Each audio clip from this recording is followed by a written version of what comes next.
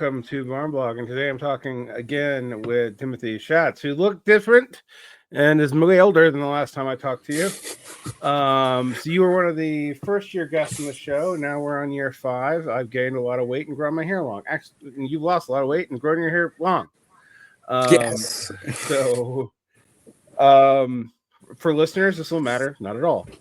And I bring this. I wanted to talk to you because I find a key word in 19th century German philosophy and political economy all over the place. And it's often talked about in very specific terms in what I do here because it's tied into economic crises.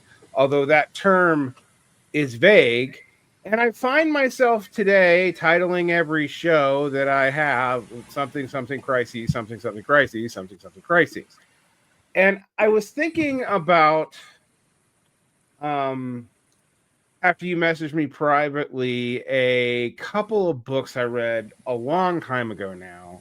One is the Crisis of Reason, which is a history of late 19th century philosophy, focusing primarily on German and English philosophy.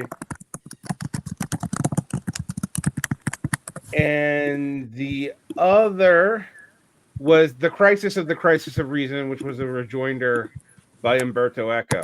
I don't expect you to know those because I didn't tell you I was going to bring them up.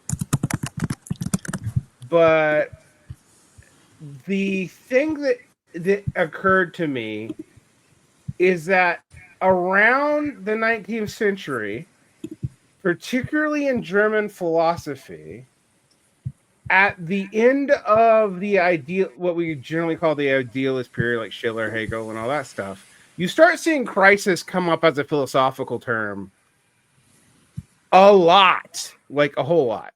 And it means very, very different things. So instead of talking about, the crisis of capitalism vis-a-vis the falling rates of profits and value accumulation, blah, blah, blah, I wanted to talk to you about, like, why is that term so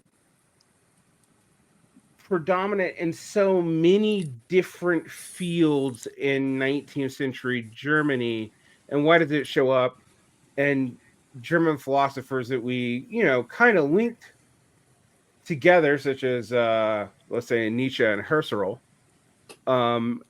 which, you write a lot about. But what do you make of that term being used in so many diverse ways philosophically in Germany, around the end of the 19th century? Yeah. I think there's a couple of things going on there. I think for one, the one that you mentioned the German idealist tradition. Mm-hmm. And so really get at like the end of Kant's life, his discussion and kind of theory of history. Now, I think the majority of it wasn't published, and it's in like the posthumous writings, which it's a bunch of volumes. I had a friend who was working on that when I was in my master's, where he has this like three-part division of history, ultimately leading to this third period, which is the critical period, where kind of his society and history has reached the point of the insights of Kantian philosophy. And then you kind of see that idea of reaching not the end of history, but some sort of high point again and again in terms of the other German idealists with like Fichte and Hegel and Schelling, where we have some sort of moment of self-awareness, or we're aware of what we've been doing the whole time. And so now we can do something, maybe. I feel like it always tends to, the next step never seems quite clear in most of these philosophies. And in Hegel, that seems to be somewhat intentional. I think Schelling wanted to say something afterwards, but never could. And I don't know Fichte well enough to say more on that. At the same time, there's the kind of German historicist tradition that's happening. It's largely influenced, I think, by Herder, and kind of following what's going on through the 19th century and trying to say, like, well, what was it? Like, in terms of trying to figure out, like, the rules or the laws that are undergirding society, there often become a moment of needing to, like, affirm what's happening without necessarily being knowing if you should affirm it or not.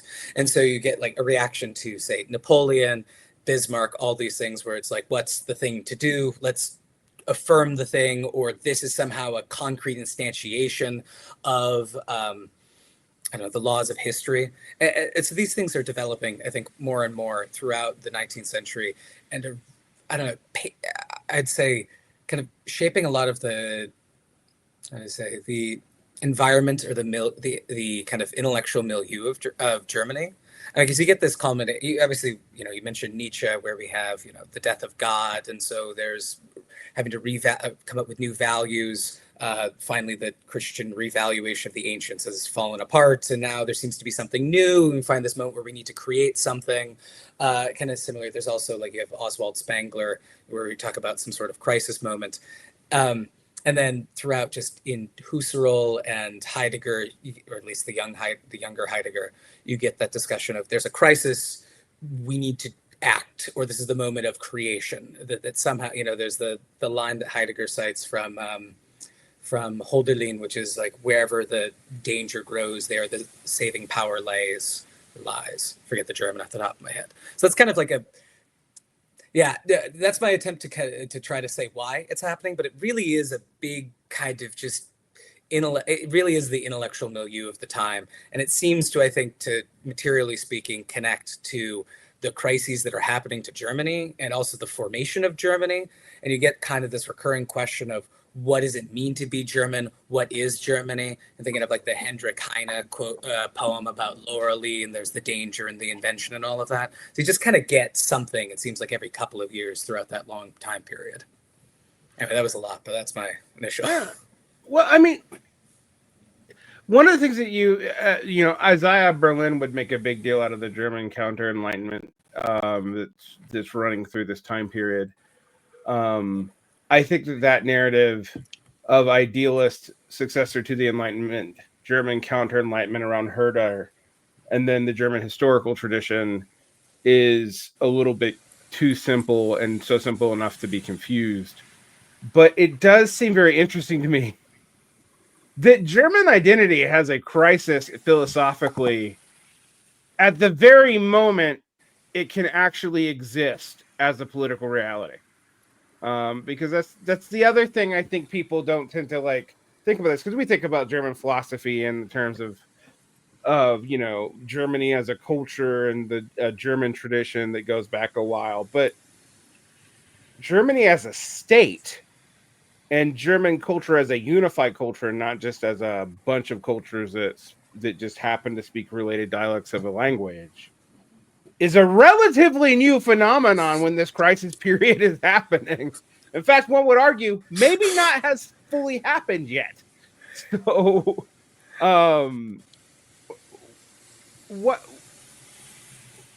do you think is driving, this? Because the other thing I think that we have to like also deal with, for me, I remember reading Friedrich Besser's book on After Hegel, where you realize that like the German philosophical systems in the Prussian period under Bismarck and in the Second Reich really do have to come up with a practical justification of themselves. So philosophy tries to like have a reason to exist in terms of what some kind of use to the functional state, and to markets and to the military,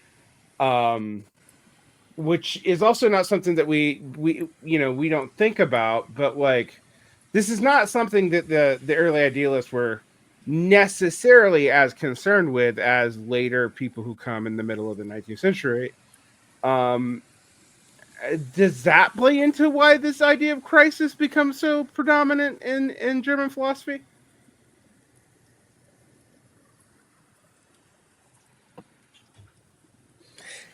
I don't know, it's a really tempting answer to say yes, but I don't. I wish I knew more about the specifics, the specific relationship between philosophy and the state of that time period.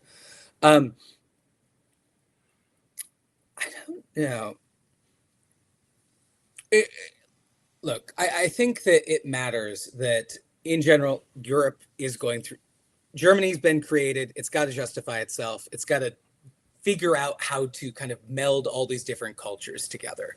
You have the various, I mean, just village to village can be largely different, but trying to weld all these countries together, and that how do you have a coherent set of values? You have the Catholic versus Protestant tensions, and ultimately like the mountain and like lowland German, I don't know, unity never managed. It never seemed to really come about. You know, there was always a division between Austria and Germany, for example.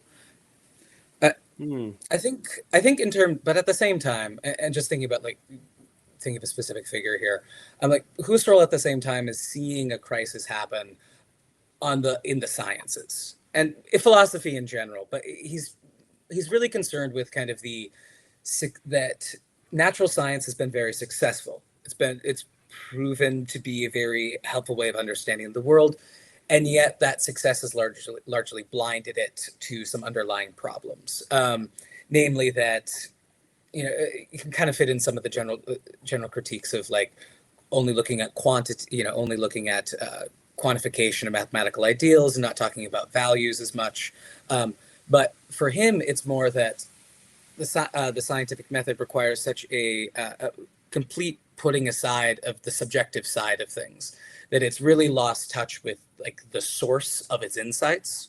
And so ultimately he'll want to talk about the life world, the Lebenswelt as he calls it, which is this more it's what's prior. It's somewhat underdeveloped just because he comes up with this in the 30s, and that's also when he gets banned from teaching and then dies at the end of the 30s. But more or less, we're talking about the embodied perceptual world, which is a mix of habits and expectations and time and all of these things. And but really before there's an explicit judgment that's been brought about. So I'm living my life in a little bit more of a passive way, and then I can make a judgment. I can make a claim about, there's this case of a glass sitting to my right, and then what would I need to do to actually verify it? And the source of how I would verify it comes from the passive side of things. Or that if I were able to verify that this is a cup or to describe the cup, it would come from my kind of pre-theoretic or my pre-predicative experience or pre-theoretical experience.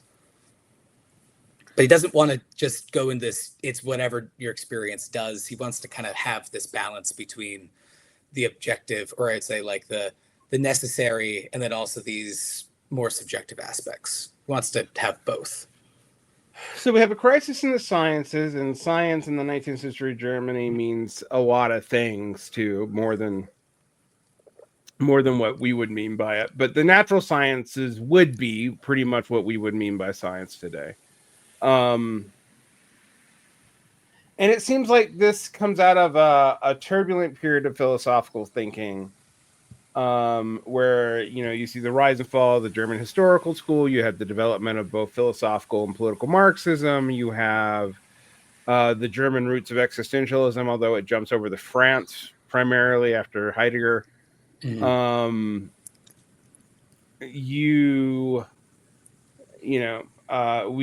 You go through three really major. I mean, if you think about Husserl's life, he sees the end of the Second Reich, aka the United Germany, the establishment of the Weimar Republic, and its fall. That does seem pretty perilous to have gone through three governments, and I don't know, three. And when we say three governments, it's not like, we elected one in and it just changed. I mean, we're talking about completely different orders of government. In maybe 2.5 generations, like not long. It's very fast. So I find this so fascinating, and to tie it into Husserl and perception maybe a little bit and stick to your specialty, because I tend to be obnoxiously historical about everything. But Husserl seems to be kind of one of these last major thinkers of crisis. If I look at where we first start seeing this at the end of the Idealist period, and I guess we can see Herder and Marx as two different responses to this. Mm-hmm. When we get to Husserl, I think we're seeing kind of the end of this train of thought, or kinda. I mean, in so much that you can talk about it because then you can get in the Frankfurt School and all that, and that's a whole different can of worms, of which crisis is also major, but it's pulling from an explicit Marxist tradition, so you can figure that out. Mhm. You seem to pivot Nietzsche as like this interesting transitional figure, where crisis is actually super important, but it has a much broader sense than the way that we talk about it in Marxism or the way that we talk about it with Husserl. Yeah, I think, I think that one can read, someone like Hegel as kind of portraying history as a series of crises. But Mm-hmm. I really think that it's more Nietzsche, where we get the sense where crisis is kind of the default, especially when you get into the later like monadology stuff, and you have this idea of like you have the suffering, and then these new ideas arise, but there's going to be an ultimate end to everything, and so you get this cyclicality, or that there's a kind of necessary end to everything already, and so you're kind of going through that process. That makes it sound a bit more like Spengler than I really mean it to, but I think that's important. Mm-hmm. I don't know, because then it seems like connected to this is the desire to remake something, and so all of a sudden it seems like we have this thing dying, new thing needs to be born, and that I feel like you've heard who is it the now is the time of monsters with Yeah, Gramsci. it's all Gramsci. Yeah. Yeah. Mm-hmm. But that very much that spirit seems to, I believe that really does come out of Nietzsche. And that really gets taken forth, I think, through the into the 20th century through like the life philosophers. So you have like Heidegger's like associated with them, but I'm forgetting the names off the top of my head. But the people who are not the Neo-Kantians, and the Neo-Kantians like Cassirer really didn't like.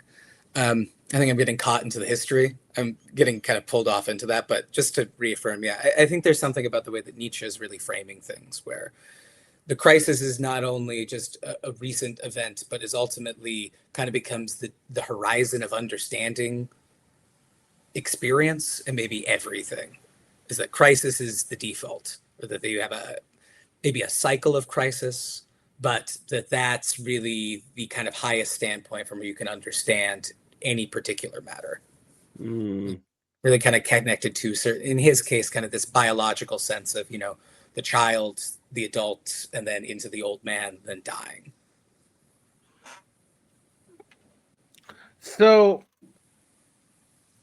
crisis for Nietzsche is, I think, most thoroughly obvious in the parable in Zarathustra about the death of God and the fool and the last man who's also a fool laughing in the marketplace, which I've always found fascinating because it showed this um uh whether or not you consider Nietzsche to be cleanly reactionary,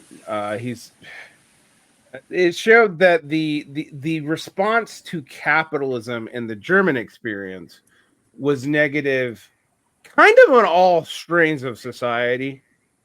I mean, surely somebody liked it, but like in general, it was perceived by these iconoclastic figures like Nietzsche as a problem. It was perceived by the old Prussian conservatives as a problem. It was perceived by the socialists as a problem.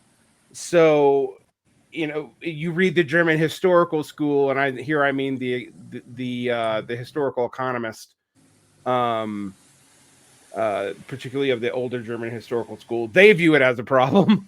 It's even a problem for liberals like Max Weber. So it's it's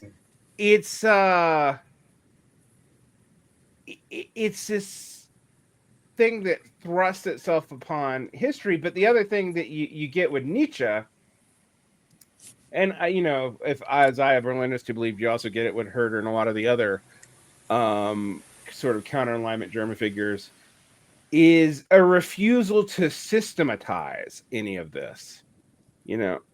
Um, and they, the life philosophers seem to stand apart in that tradition, apart from the Neo-Kantians, who, with the mild exception of Schopenhauer, which people forget is a Neo-Kantian, but he's super Neo-Kantian actually.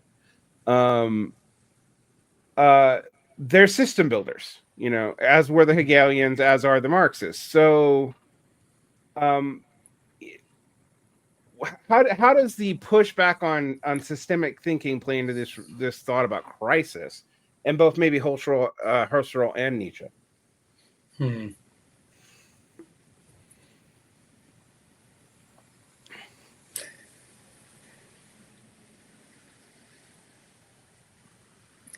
Yeah, I'm not quite sure how Nietzsche, because it's like, I think that was it the last work that he was going to write. That was supposed to be his more systematic works didn't get completed. He went Right. insane and died. So it's hard to be like, okay, what was his, what is his position on system? Because he does seem to be working towards a metaphysics. That the will to power, those notebooks, and the transvaluation of all values do seem to be working towards some sort of metaphysical claims. I think it's like in Eugen Fink's book on Nietzsche, you get kind of less of fragments in the sense of there's no system, and it's really like you get a bunch of attempts to build a system in a kind of fragmentary way, but there's some sort of system, and then kind of hopping from thing to thing, where it's kind of connection with art, and in the early step with the birth of tragedy, and then kind of moving on to different renditions of kind of a similar need for rebirth over and over again. So I mean, if we want to look for like, okay, what's the response to crisis in that? It kind of almost seems like you have to remake the system. That somehow it's like you need to actually just burn it all down in kind of a mythic, poetic way. Like there has to be Götterdämmerung, and then everything's dead, and then something new can come out of it. It is interesting how many of these ideas rhyme, though. I mean, you had me thinking, like, when you're talking about, like, burning it all down and having a twilight of the gods, taking your little tuning fork of a hammer, hitting the idols and then smashing them, all this Nietzschean transvaluation stuff, is fascinating when you also think about, like, Schopenhauer and late German historical school / Austrian intermixing to produce his thinking about creative destruction. This idea of in the Marxist tradition, this idea of business cycles that are destructive but actually end up reinvigorating capital is one of the Marxist interpretations of why crisis isn't terminal. And I find this interesting because these ideas seem to be swimming all over Phenomenology, Europe, but particularly Phenomenology, Germany. Mm-hmm. And I find that, what to make of it. I'm glad you point out that maybe Walter Kaufmann's reading of Nietzsche, that he's anti-systemic, is motivated, to say the least. Although there were conservative readers of Nietzsche who did read him that way too, like Gomez de Villa, the Latin American reactionary thinker who wrote in, like, I mean, he was a Catholic and a Platonist, but wrote in deliberately mimicking Nietzsche in aphorisms that eschewed easy systemization. And so, you have that paradox in Nietzsche, because you do have, I mean, I always find Nietzsche fascinating because I feel like you get hints of a larger meaning and it's not all just aphorism to aphorism that's completely unconnected, but you only get hints. You don't really get, you get some concepts. You have to wonder if he meant them literally. I mean, my favorite one's the eternal return. It's like, okay, does he mean that we're physically going to just repeat history over and over again or not? Everybody reads this metaphorically, but I don't know that we actually have a good reason to read it metaphorically. Like, maybe we should read it literally. Yeah. Go ahead. Yeah, no, I mean, like, I think it's worth keeping in mind, like, the ancients here. I'm just thinking, like, the Cretius and, like, the Epicureans were, like, I think my friend, I have a friend who really knows this stuff well. But there's, like, the three infinities. And so, like, in Epicurean thought, it's like, well, if you got multiple, it's infinite time, everything is always happening everywhere, and everything has always happened, every version of it, all the time. And that's like the atomist way of handling kind of the like of why this world and not another world. It's like, well, they all are. You know, it's like almost like if you think like the quantum, Right. like the Copenhagen, it's like multiple worlds. It's like, oh yeah, just everything is, and everything in each one. This has is occurred also to us before. Yes. Right. So Yeah. it might not be. It's not Right. insane to say that Nietzsche would think something like this, or at least suggest it. I mean, you even get like certain cyclicalities going on in like Aristotelian thought with his like account of history of these destruction, and similar things in Plato and the Neoplaton. You have this then even epistemologically with the rise up the ladder and then the fall back down the ladder, or ascent towards the one, and then eventually the descent of the soul. So that kind of eternal, yeah, that repetition is very much an old idea. Anything is probably one of the historical defaults. Well, I mean, the joke is man invents a technology and tries to explain all of history by it. The whale comes first. So, but I do actually. I mean, I do think like when you deal with ancient thinking, cyclic thinking of like entropy cycles and whatnot, or what we would call entropy cycles, and rebirth cycles, and then and in history, literally going through set turnings of a wheel. Like you see this thinking all over at least the Indo-European world. You see it in Dharmic thinkers. You see it in the ancient Near East. I mean, really, the places the only places that kind of don't do it are the Abrahamic tradition and the Persian traditions, who have apocalyptic ways of thinking, that are linear. But most everybody else is on a cycle. And that themes comes up a lot in 19th century German philosophy. I mean, I'm thinking of Spengler and Nietzsche here, but also, like Nietzsche maybe quite literally, but Spengler's like life cycles of civilizations are based on a biological notion of life cycles. I mean, it's like the death of the West is because the West is in a decadent phase. It's got to die, but something's going to emerge after it. It's not, it's not apocalyptic. It's more just, this culture's run its cycle and it's going to do something else now. Although I do find this pessimism really funny in light of what we just said still, that like in the case of Germany, unified German culture is really still kind of new. At least this iteration of it, because while the Germans themselves are tempted to see the Holy Roman Empire as, German, we really shouldn't actually do that. Like it spoke a German language sporadically, kind of. One of the I don't know how many hundreds of different German languages there are. It's like Switzerland, probably more comparable to Switzerland in terms of like language diversity back then. Oh yeah. Well, I mean, there is no standard German until Luther's translation of the Bible into the Gutenberg Bible. And even that doesn't become truly standard for like 200 years. And it isn't standard. It doesn't dictate spoken German. So like, I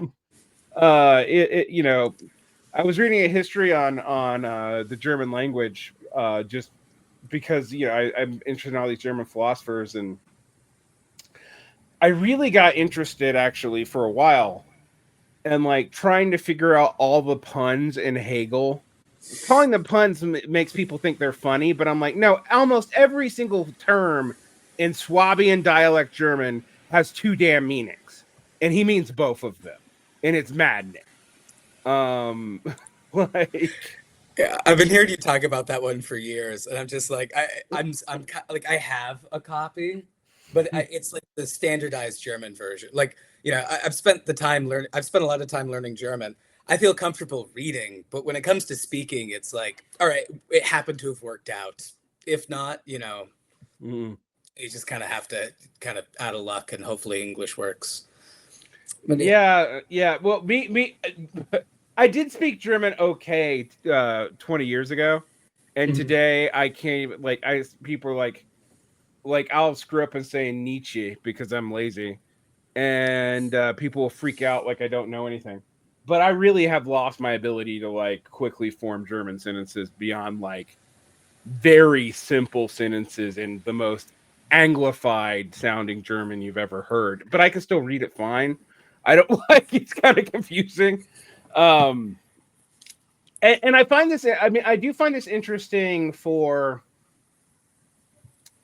dealing with a lot of these philosophers, because I remember when I first approached Heidegger and Nietzsche, and I don't think it's as important in Nietzsche, but like until I started looking at the literal meanings of the words in German, not in the weird English it was translated into, with some German not translated, did some of it kind of sorta, and I only mean kind of sorta, start making sense to me. Whereas like Marx, there are some things where we can play on like the specific vagaries of German. Like, does Marx mean natural science when he talks about socialism as a science? No, but not far from it. Like, um, so you can play those games if you want to. But with Crisis, it's kind of interesting. So one of the things I was going to ask you, in the German, because I haven't read Husserl in German, so I really don't know, and I haven't read Nietzsche in German in over 20 years, because why would I do that to myself? Now, actually, he is very readable in German, but that's not my point. It's not like reading Hegel in any language ever.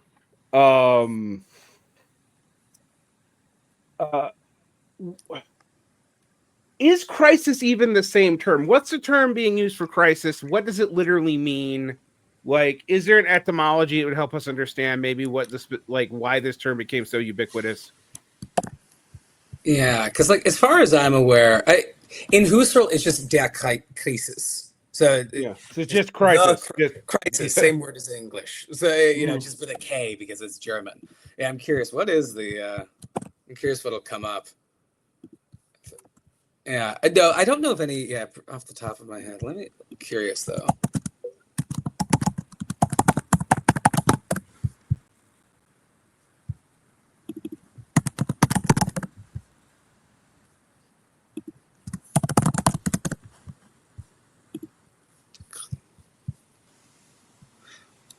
All right, this might be uninteresting. It seems to have been borrowed from the Latin word crisis, and then that goes to the Greek krisis as a separating, a power of distinguishing, decision, choice, election, judgment, dispute.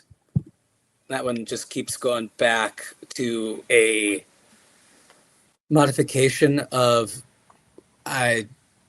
is it Kirino plus which plus the ending that I think makes it into a noun, which is I decide, and then seem to hit related to separating, to sift, I discern, I separate, kind of related to these words here.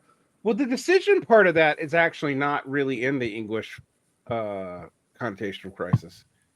For us, crisis implies long, drawn out catastrophe.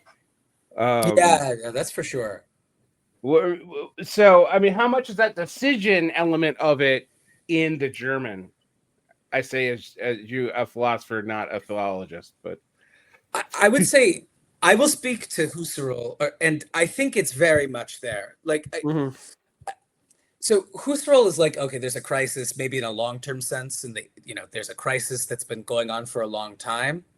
But for Husserl, there's constantly, it's methodologically, there's always this capacity to make a decision, to enact what he will, do the phenomenological method. Essentially, there's always this ability, to take to pause and to reflect on what you're doing. That's a necessary possibility that we always have.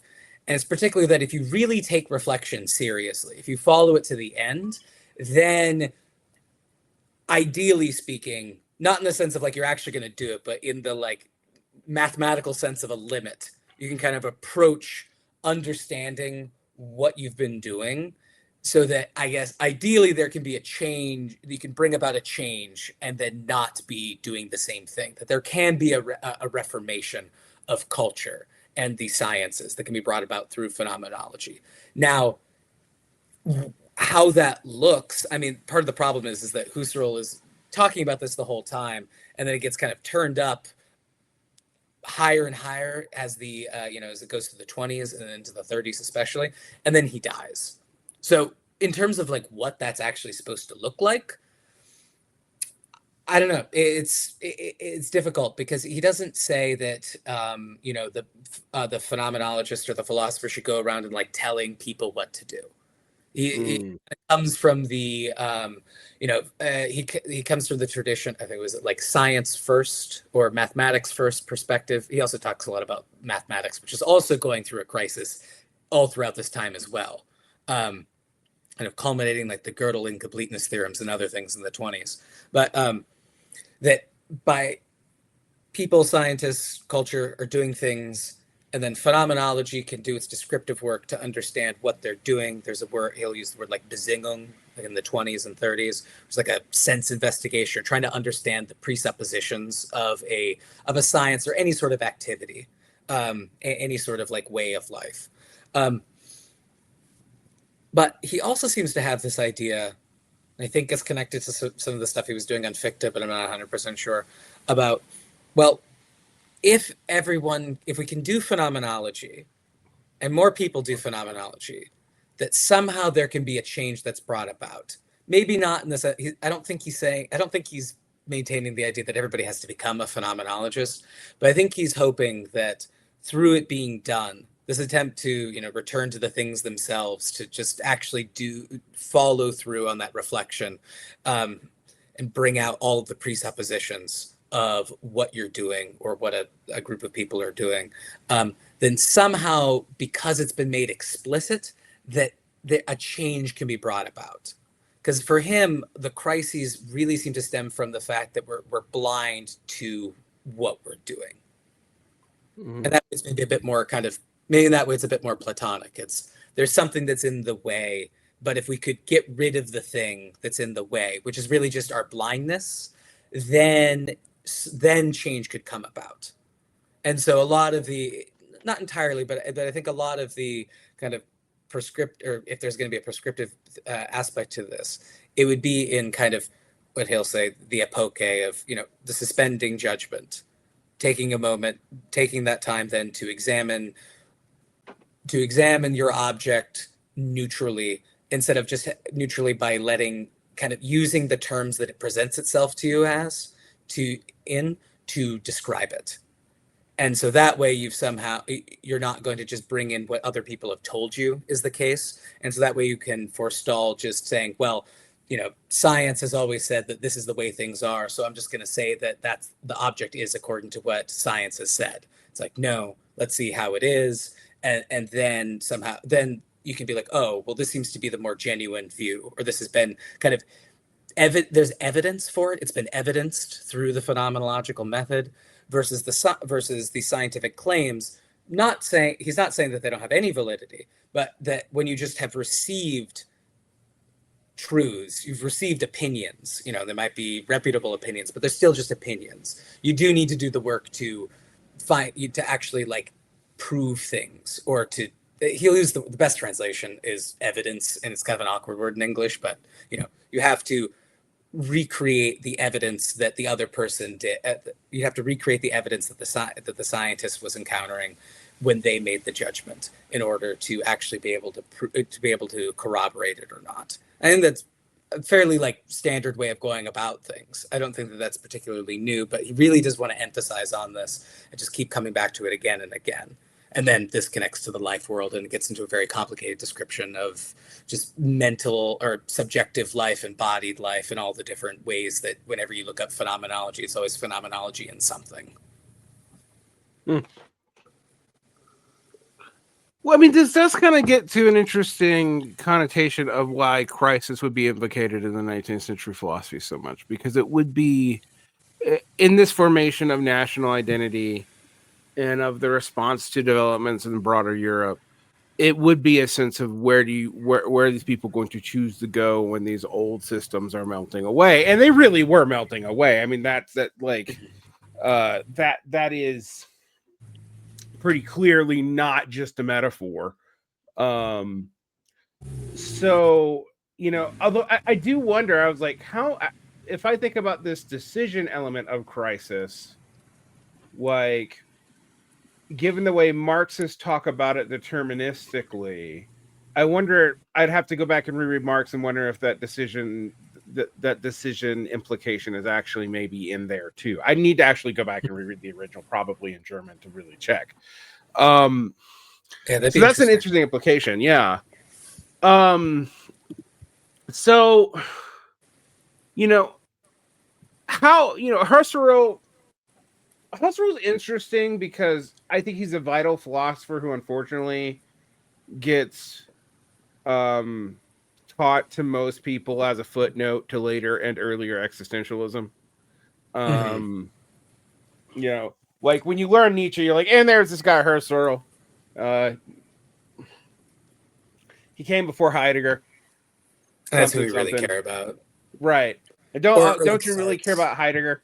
Like, or you're studying Camus and Sartre and the French existentialists, and like, yeah, they're preceded by Husserl. He's the link to Nietzsche. Isn't that cool? Have a nice day. I mean, I was kind of literally taught Husserl this way as an undergraduate student in philosophy in the late 90s, early aughts. So I guess this does lead me to ask you, like, why should we look at Husserl as an interesting transitional figure in German philosophy, as of it in and of himself, the way we look at Nietzsche, but the way we maybe don't look at, like, I don't know, half of the neo-Kantians that I've forgotten about that I read in a book once. Are some of the other life philosophers, again, I've forgotten about because they got mentioned because they were associated with Heidegger. or Adorno wrote a nasty book about him, those kind of things. Like, so, like, why should we care, Timothy?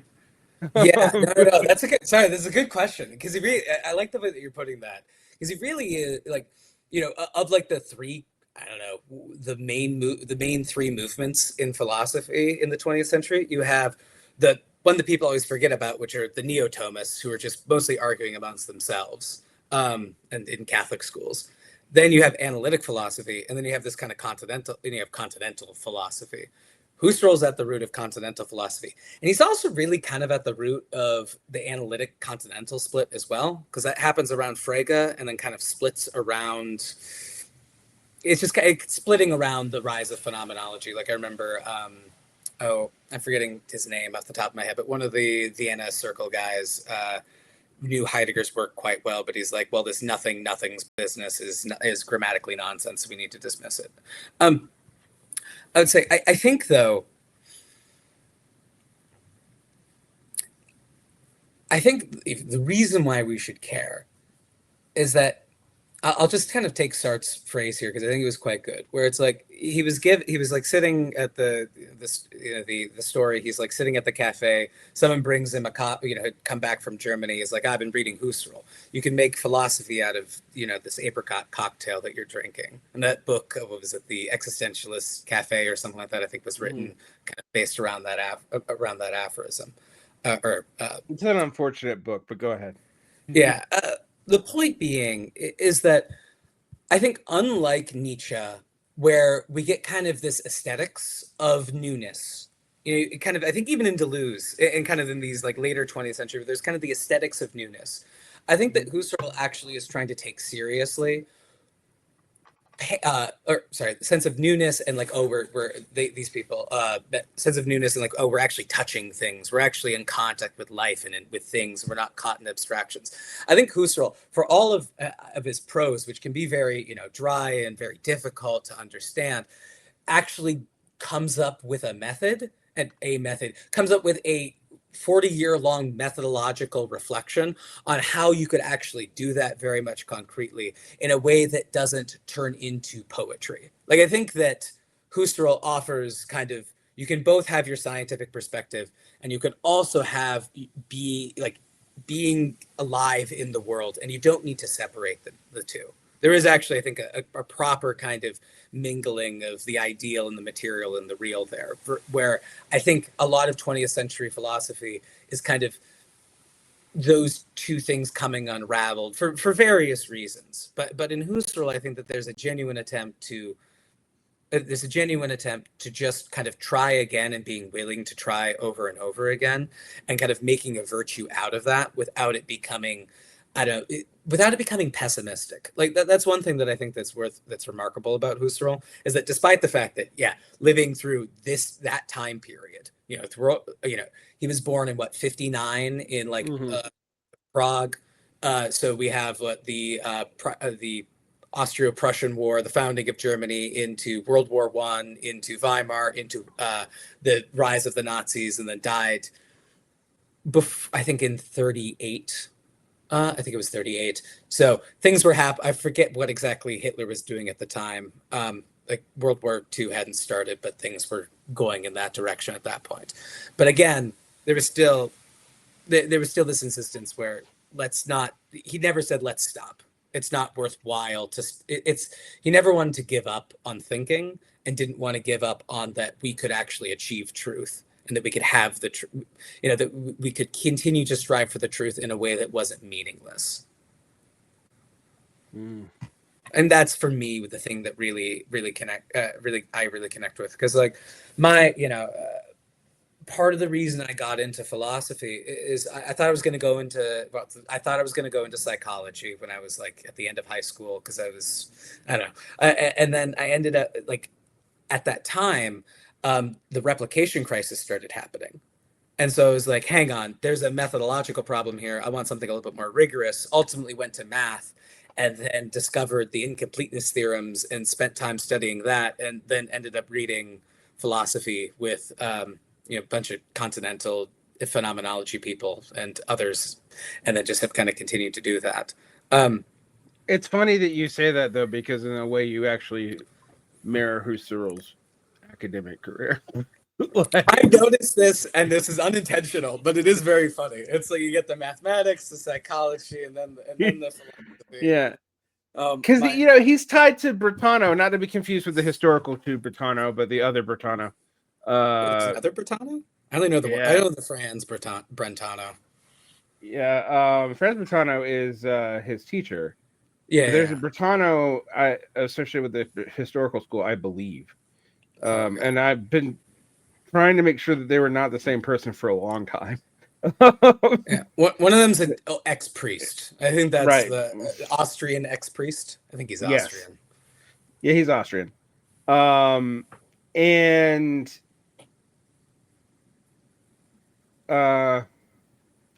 he's, he was associated with a bunch of people, including Sigmund Freud, but also Husserl. I think those are the two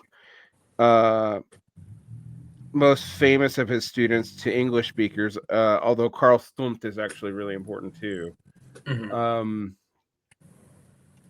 But I find this interesting because one of the things that's really fascinating about reading any German academic from the end of the 19th century is academic fields outside of like philology and math are super porous, like in ways that are not true in the English university at the same time. So for example, like you have people going from like math and the philosophy, you have people going from philosophy and the political economy all the time. You have stuff like the German historical school, which is technically economics, but one of the German historical schools is technically economics. That's another confusing thing because two of them. But to us, reads like sociology and is actually kind of accepted as the foundations of modern sociology, not economics, which I actually think says something about the hostility between those two fields today. As in, one whole field of economics got got subsumed into French and English sociology so that we could understand it. And I find this interesting because it's just clear to me when you try to explain a figure like Husserl or Marx or Nietzsche. I mean, Nietzsche is actually pretty explainable. He's a philologist and he's a weird one. I mean, basically his dissertation is a troll. For those of you who don't know the Birth of Tragedy, just remember that's supposed to be a philologist dissertation. Not a screed about aesthetics, which is basically what it is, because he's right. Wagner and writing music at the same time. Yeah, I mean, autodidact nerd shit. But it is interesting to think about this. I mean, many German philosophers that we know of, when we think of like the biggest names in German philosophy, they weren't actually only trained or primarily trained in German philosophy. I mean, Karl Marx is all over the place. He was trained as a philosopher and he hated philosophy. I mean, like his dissertation is a Hegelian reading of Epicureanism. And I don't know that it's all available. I know that they've finally posted fragments of it somewhere. It's one of the few things I haven't read by Marx. That and me trying to read his mathematical notebooks, which are just bizarre. It looks like he's trying to work out calculus, but it's just not very good at math. I mean, there's also Hegel's like 40-page footnote on calculus in The Science of Logic. So he's in the tradition of writing like insane stuff on math in that case. Yeah. Yeah. It's fun. There's a lot of weird stuff in The Science of Logic that I know a lot of like Marxian Science of Logic fans just skip because they're just like, we don't want to touch that. Are like when people try to convince me that Hegel was a secret atheist, I'm like, I don't know, man. The notes in the history of religion are not. I mean, unless you think that's all fake, like, but Husserl's interesting for a variety of reasons because phenomenology is. I mean, I think we forget this, but there's a reason why it's so tied to existentialism, but it also is an attempt to like deal with what we would now call in like English thick description. And bridge psychology, history, and mathematical philosophy to deal with the limits of each one of those separately. I mean, that's like what Husserl is really trying to do. And I think it's if we lean in on crisis as a point of decision, it does seem like Husserl's challenge is like we have to decide what to do with all this stuff that we can't quantify in science, because there seems to be a lot of stuff that we, deal with that we only deal with because we can deal with it in math. Or as my favorite thing, there's entire metaphysical constructs like, I don't know, brain theory. That's BRANE theory. That exist because the mathematics demands it, but I'm also like, well, the mathematics also demanded ether until we mathematically figured out dark matter. And when I say mathematically figured out dark matter, actually the evidence we have from dark matter doesn't actually doesn't seem to match the math of dark matter. So there is a way in which the concerns of someone like Husserl have actually been pretty well justified in the second half of the 20th century. And I guess one of my last questions to you, and people should know I'm planning on having you back on the show, and we'll plan out maybe a more specific topic, but about this idea of the way a lot of 19th century German philosophies come back, Marx, but also like people trying to revindicate Freud for the like fifth time, and this, that, and the other. I could probably guilty of that one. I mean, look, I like Freud as long as you're not telling me it's how the brain actually works. Okay, yeah. Okay. That's just like as like speculative philosophical psychology. I'm down. You try to tell me that the brain actually has a death drive, and I start laughing at your face. Okay. But really quick, have you ever read a book called Spinal Catastrophism? yes, Like, it's sorry, I was just like, in terms of the wild speculative biology stuff. Yeah, no. yes, yeah. Also, every now and then, people try to bring back vitalism without realizing how bizarrely mystical it is. Yeah, like the process philosophy people that pop up every once in a while. And it's like, I Yeah, don't know if Whitehead really works in the way that you want him to. yeah, Or Bergson. yeah. Whitehead, Bergson, even Delusion, Guittari. I'm like, there's Mhm. some metaphysical assumptions you're not admitting are here. Like, but anyway,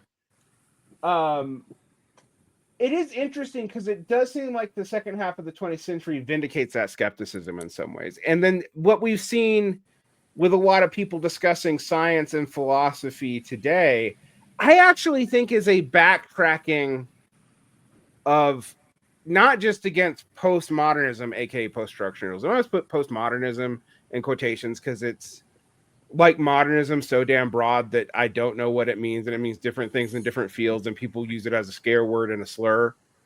Yeah, post-structural. We got Foucault, Derrida, a couple of other people, but at least kind of centered around Yeah, those. we know who we're talking about when we're talking about post-structuralist, and then like post-Marxist, we got Lyotard and Baudrillard, who are related to the post-structuralists, have similar assumptions, but can't quite be said to be the same thing. They drank coffee in the same room. Yeah, they were all rock stars at the Sorbonne. But Crazy stories about that. yeah. But I find today what we've had amongst radical intellectuals is actually an attempt to go back to 19th century definitions of science that I don't think you can be informed about science and actually do. Yeah. Like What are you noticing specifically? Because I think I think I've I've seen noticing something attempts to similar. resurrect positivism as if the positivists themselves had not, because people like, I'm like, no, the impressive thing about the positivists, and actually do, everyone's like, oh, they were disproven by history. I'm like, no, I mean, they were, but they disproved themselves. Like, it wasn't another group that disproved them. They actually realized that their project wasn't viable. Mm-hmm. You see a lot of returning to Popper whenever people are uncomfortable, and like falsification. And I'm like, falsification is basically more or less disproven if you think about probability for 30 seconds. Like, Mm-hmm. there's no way to falsify anything. Mm-hmm. Like, because Yeah, there you're is, never of yeah, the all the extreme cases where like it turns out that it's just arranged in the way where it's actually the thing, but you didn't realize it for some other reason. right. And so if you read someone like Massimo Pagliucci, who unfortunately just started doing pop stoicism, I guess because his actual research problem was too hard. And I say this, I like Massimo Pagliucci's work, but who like pointed out that like, yeah, we kind of know what pseudoscience is, but we actually don't know what science is, and there is no demarcation line. And saying stuff like Elaine Sokol did, that science is this rigorous common sense, is like transparently bullshit. Like, Mm-hmm. and Husserl, I think, gets to that problem really Mm-hmm. early. Oh yeah, Like, yeah. It's like you get to his first book or his second dissertation. His first dissertation is on calculus and like mm, the foundation, but the second one's about mathematics and arithmetic, and it's trying to ground these mathematical concepts. Like you do get the like for him where it's like okay, we seem to have kind of following kind of like Aristotle of the sciences seem to be dealing with a region of being, mhm, and it really becomes a question of how is that region of being constituted within the science. So you have what is nature.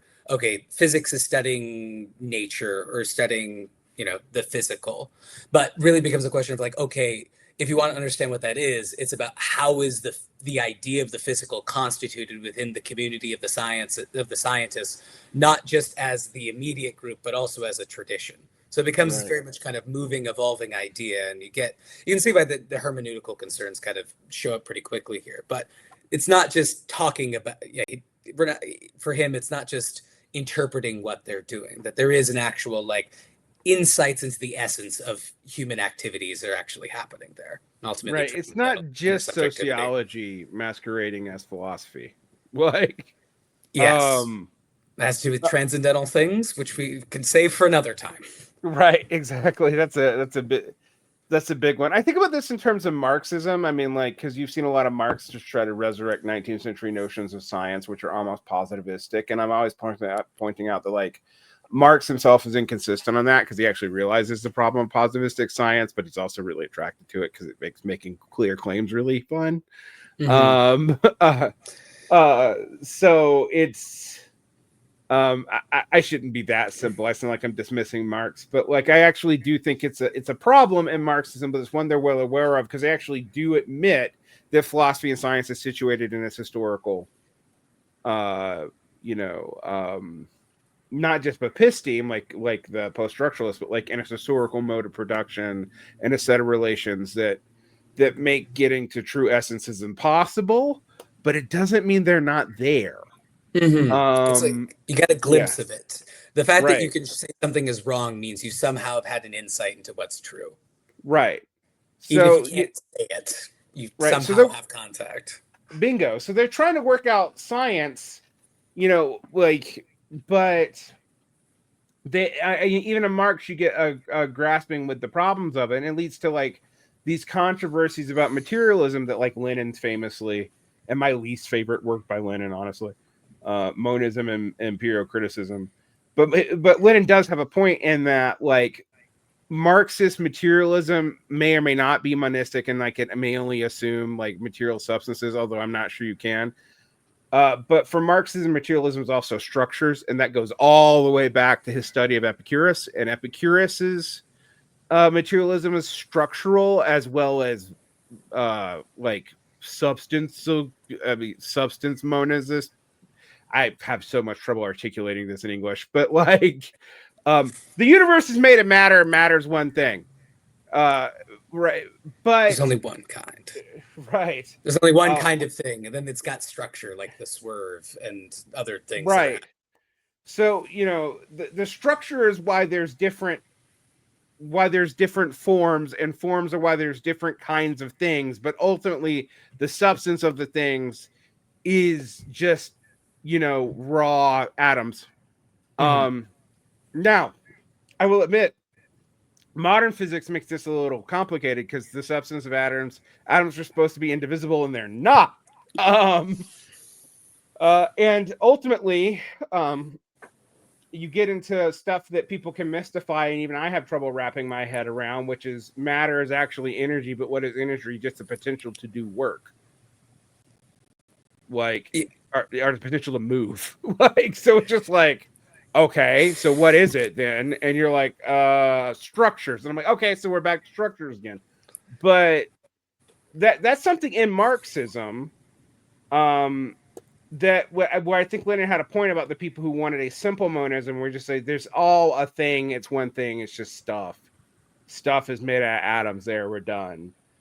And, the reality of modern physics is, well, there are things, they're made out of combinations of all kinds of stuff, but what makes that up is charges that exist on an electrical level, which is potentiality, which is based on the ability to do work.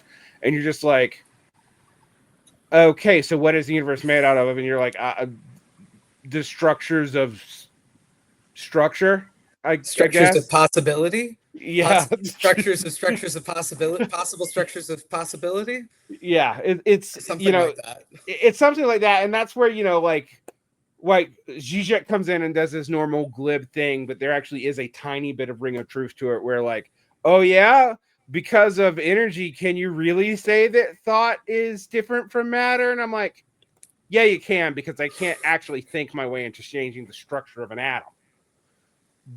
At least there's no evidence. Unless, yeah, like again, I do find it funny of like as far as we go, we're like then back at this like Aristotelian Greek understanding of matter as like just possibility. Like it's just like this it's not in Aristotle, but when you get discussions of prime matter, it's just pure possibility. You need forms to actually like actuate ambiguous. Right. It's like Yeah. to put a border around it. You give It it is definition kind of in formal. Aristotle because the unmoved mover would be potentiality, but it doesn't move. Yeah. God, sorry. I'm like I know I know my my friend Max is he just finished his dissertation on Plotinus, and so I'm gonna say something, and if I'm not careful, he's gonna be like, "Hang on, what'd you say there?" But yeah, Yeah. my point just being that it's just as far as we go, we never seem to get that far away. I, I don't I know, mean, this like. comes into in Buddhist philosophy. There's a similar tradition that has the same problem, like where you go to the dharmas and the abhidharmas, and like nothing is essential except for the dharmas, and then you have a dharma which is the form of everything, but then you have the problem of the definitional breakdown of dharmas, and so then you have a new concept that emerges, which is emptiness, which is not nothingness; it's actually pure potentiality. Um, uh, I just feel like humans in multiple cultures think themselves back to this problem over and over and over again metaphysically. And then why is there something rather than nothing? We can be Leibniz for a second, and then we get Right. into the like, do you start with the thing and work back to the first principles, or do you try to start from the first principles and get to the thing? And neither one of those seems to work out very well. That being the first one being the retroactive being the limits of Hegel, and then the going from the idea to the thing being the limits of Schelling, and we're just stuck in the arch high. It's a bad trip on a certain level, from a certain perspective. Yeah, I mean, you do feel like whenever you touch on metaphysics, you get like each generation falls into a differently worded, slightly different assumption set of what makes up the ultimate structures and stuff. Like if you're a Stoic, it's literally God. If you're and by the way, when I say literally God, they believe God is material. Like the world is made up of Zeus, my friend. That's The what star they mean that literally. Like Epicurus as well. There's physical god. The stars are sometimes yeah. physical gods, at least in some Epicureans. I don't know about for Epicurus himself. Epicurus himself is really agnostic about it.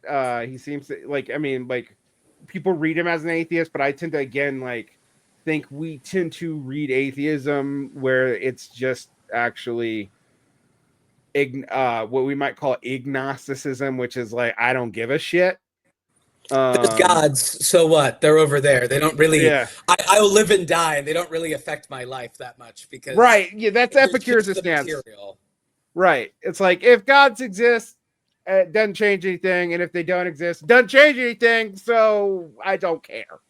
Mm. Um, because if gods exist, they're material. Blah blah blah. Blah. I mean, again, you see this in Buddhism, too, where it's like ask a traditional Buddhist who's educated in Buddhist philosophy at all, and ask them if gods exist, and you'll see them like turn themselves into a knot because the statement of existence in this case is actually really difficult. And then you ask a Buddhist layman, and they'll be like, "Of course they do." And it's just, um, it's a similar problem. And I think I just find it interesting that Husserl gets us back there because it does seem like the early 20th century did have a philosophy crisis. You know, and a lot of people even considered it like the crisis of reason or the death of philosophy. And Mm-hmm. yet, to me, it's like, no, we just hit the same apora over and over and over and over and over and over and over again. Like, which actually makes it not that interesting to me because it's just like, okay, so I don't know what stuff is, but stuff exists. Cool. I'm kind of mildly interested, but I'd rather deal with the phenomenology of our experience, how we conceptualize this stuff, how we talk about it, than trying to answer a question that I literally cannot answer. Yeah, I mean that's why I'm like I like philosophically speaking, this is where it's like I think you need to go through like your critique of knowledge and your critique of cognition, your phenomenology before you can have anything like a coherent metaphysics. Otherwise, you're just what's that default assumption, those metaphysical assumptions that you've been operating under that like when you're like, oh, what is that? And the immediate answer that comes that seems really good and trustworthy because you're used to it, that's not a good basis for establishing a metaphysics. And if you're just kind of speculating new things, I guess like concept creation is interesting, Deleuze and Deleuze like people, but I don't outside of producing dissertations that mix a bunch of people together and then those books get read for once and then never again, I kind of question the long-term purpose of it. Deleuze, it was explained to me when I was in a literary grad school, and I always tell people that if you want to know when a philosophy has reached its limit, it'll be brought to literary theory and cultural theory, which is the elephant's graveyard of philosophy. Husserl's not there yet, I believe. They don't read No, Husserl. Husserl's not there yet, but Freud is. Unfortunately, Marx was there for a long time. Because people were like, why is Marxism studied in two places seriously and one place in this weird ass way that no one understands? And it's like, okay, so Marxian historiography taken super seriously, even by conservatives in the history field. Marxist economics, I mean, I think most of economics is almost trying to make Marx irrelevant. Even also, if he's not explicitly there, he's there in spirit by trying to be disproven.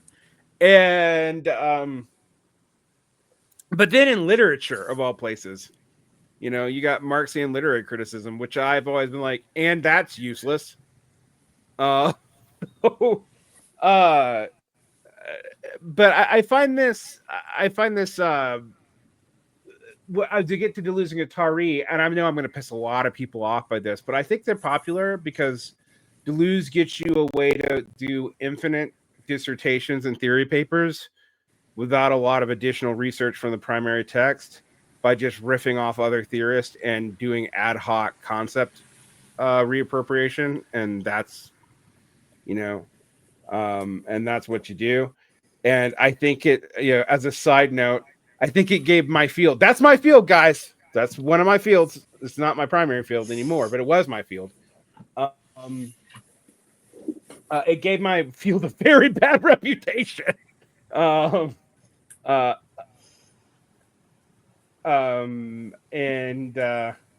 I think it's fallen out of favor, although what's replaced it is probably worse. It's like retcom analysis that's all about like power relations and the most superficial uses of Foucault you could possibly ever do. But so maybe everything is a be careful what you wish for, because what's going to replace it is worse. But nonetheless, that is completely off topic. Crisis is interesting, and I think the big takeaway is when we look at it in Marx, we do have to and I'm interviewing you. Your specialty is not Marx, but it is mine, so I'm going to take it to where my specialty is. We do have to put Marx's use of crisis in this larger 19th, early 20th century use of crisis in Germany, and also think about the other implications of the term, which is a decision point. Because and for Marx, people read this as inevitability, but there's also like, the decision actually is, it's the common ruin of the contending classes or socialism, right? But there's a decision there. And this is also true for Husserl. It's also true for Nietzsche. I'm not quite sure what the decision is exactly, other than to become the Overmensch. And good luck knows what that is, because he won't tell you, because he doesn't think you can know till you do it. Then he died, or he went insane from. Then he went insane, like for a decade. Then he died. Although I think they did finally disprove that. I remember the theory that was popular when I was in grad school is that Nietzsche, being an incel, only had sex once, and that one time he got syphilis, and that's what explains his insanity. But I think the most recent genetic test on his corpse actually indicates that is not true. So. Oh yeah, I think I've heard someone was like, I think I heard recently that someone was still defending the like syphilis, but I think there was also possibly something like genetic or like related to his father. Like there may have been some sort of family illness going on or something like that. And he also had that injury when he was in the military super early. So I mean, he had poor health his entire life. It's hard to tell what's being not very wealthy and living and moving around a lot in the middle 19th century. I can't imagine it was the healthiest time to be alive, considering like Van Gogh, for example, though he was eating paint, I think. So that may have made things worse. Anyway, that's another tangent. Sorry about that. We have to deal with the effects of lead. Um, Turns out, just don't stay away from the lead. There's no safe levels of lead. No. Although apparently it is really tasty. I would not know, but I hear it's sweet. Don't test it. Don't touch it. That's a warning. Although I also want to warn people off of this thing that liberals were doing 15 years ago, where they're explaining the entire history of the 20th century through lead poisoning. Oh, I remember that. I remember that. I was like, I think like it was like, oh yeah, serial killers. All of like the bad stuff in the 70s, it was because of the lead. There's not deindustrialization or civic decline or any of that. It was just lead poisoning. It's lead. And actually, the reason why that the boomers are right wing is because of the lead. I've heard that one thrown around recently. I wonder how they're going to explain Gen Z. Is it going to be microplastics because somehow do the same thing as lead? No, lead's back because there was higher amounts of lead in the vapes. So maybe the reasons I've heard this one. That maybe the no, I did hear this too. All over the place is the because coils have lead in them, so there's high amounts of lead in the vape. So maybe that's why. Man, millennials, they like a reductivist theory that's full of shit. Like, but it sounds like you know something. Like I have access to the material conditions. It's lead, right? Which does kind of make me want to throw a Husserl at their heads, just really hard. You're like, boom. There's like 40 volumes of the Husserliana, so you could definitely do some damage. You just get a Husserl launching cannon.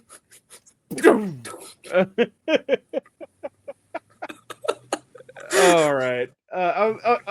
We're going to end this show talking about assaulting people with books. So, which I guess would be on brand for my show, since everyone's like, tell me 85 more things I should read.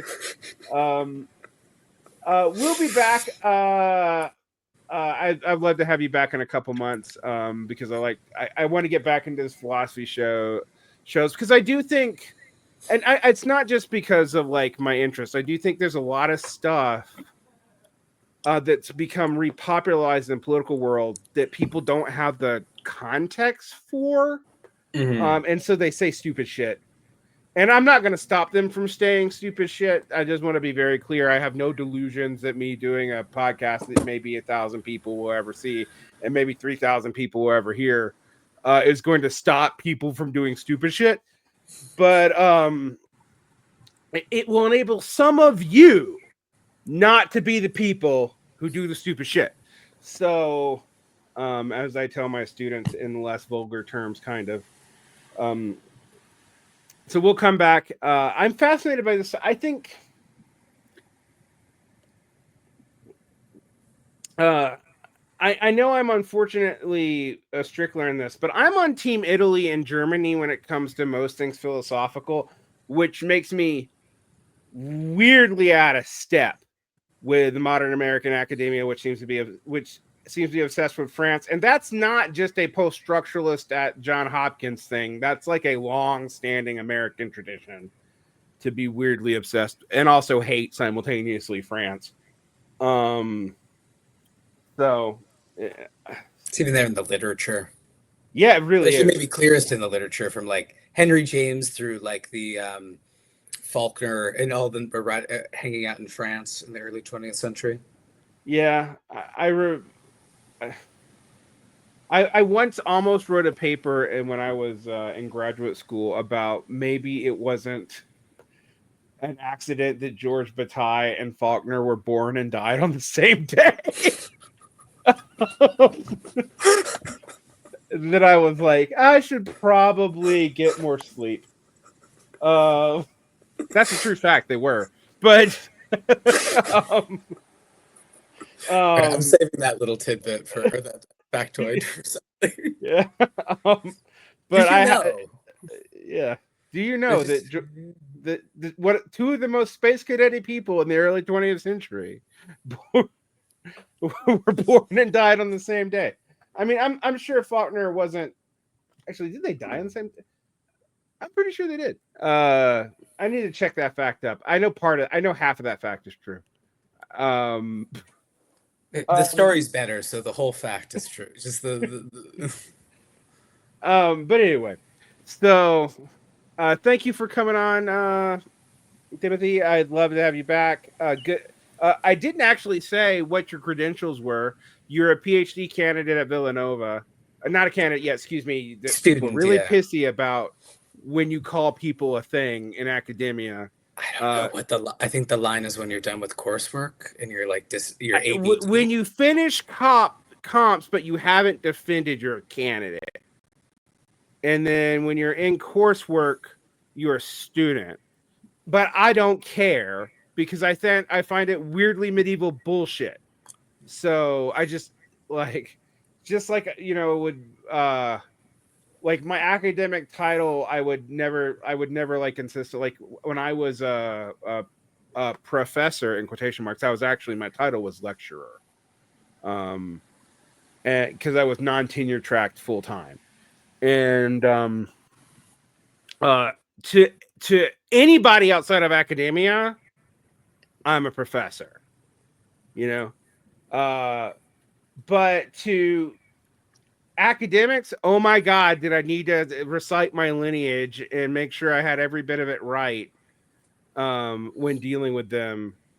Because one of the funny things about all the informality in modern academia and English, and it is an English thing, the Germans are still weirdly insistent that you call them Herr Doctor, whatever.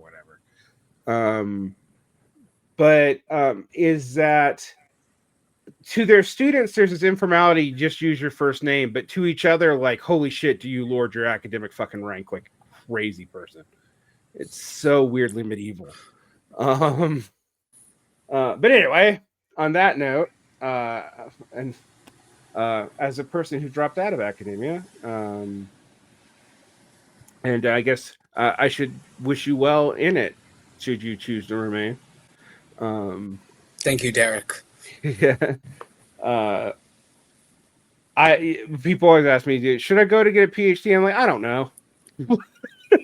Depends on what it is and what your mood is, and if someone else pays for it. I think that's the important thing. Don't pay for it yourself. Oh yeah, it's like the Pope school pays me. Yeah, Pope school pays you. A-okay. Exactly. So does that mean that technically some minuscule amount of your work is actually coming from tithes? I have no idea, but I do think all I know is that Villanova gets a Fulbright, so there's definitely some CIA money floating around Villanova, and there's probably something like ties related to Villanova. Well, because it's the Augustinians, so I don't know how that. This is a medieval question. I don't know enough about canon law and to be able to answer it. So maybe. Got it. So, although in 20 years we can say that you probably ruined existentialism by having ties to the CIA by being near someone who got a Fulbright. And maybe the Pope also. Maybe that's also a problem. Okay, got it. Yeah. Just the future takedown. It's being written right now. All right.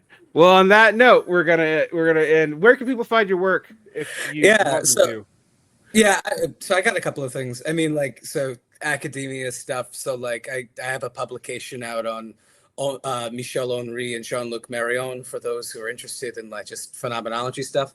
I also have a Substack, which is the Hermeneut. But if you just Google my name, Timothy Schatz, Substack, it should come up, where I kind of just post fragments of kind of phenomenology research, like, and just occasional kind of creative nonfiction. That's kind of where I've settled on what to do with a blog, where it's not like competing with academic writing time, because that's always a difficult thing to try to negotiate. Yeah, I remember that. My blog was all just personal stuff when I was in grad school. Yeah, mine used to be more of that, and then I was like, I want to do something else besides, because I've been in analysis for 4 years, and so I feel more normal, maybe. I don't know, more stable. Yeah, well, I leave fair. my 20s. It only gets weirder, friend. It only gets weirder. And on that note, we really are going to end. Goodbye.